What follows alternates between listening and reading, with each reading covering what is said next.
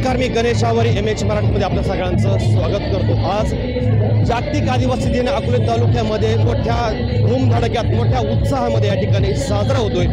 जे काही आदिवासी परंपरा आहेत, जे काही कलागुण आहेत, याला वाव मिळवण्यासाठी MH मराठी टीम अकोले शहरामध्ये या ठिकाणी दाखल झाली आहे। आणि हे जे काही कलाकार आहेत, आता त्यांनी एक जे काही नृत्य साजरं केलेलं आहे त्याबाबत देखील आपण आता त्यांच्याशी बोलणार आहोत। ताई, तुमचं गाव कोणतं आणि कधी आलात तुम्ही?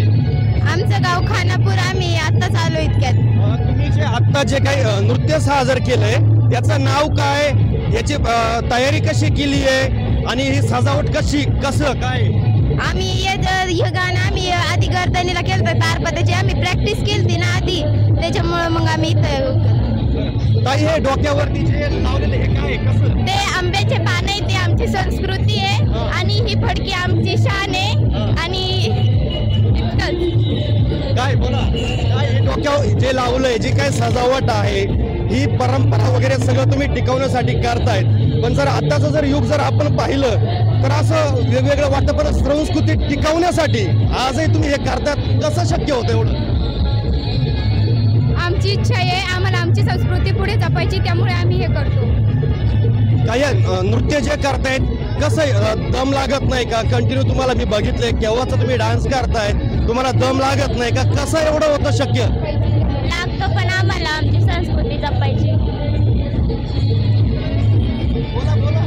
लागत आहे, पण आम्हाला आदिवासी दिनाचं साजरा करावं लागतो। तुम्ही सगळे एकाच गावचे? नाही, तुझं गाव कोणतं? खानापूर। खानापूर। तुझं? तांबोळ।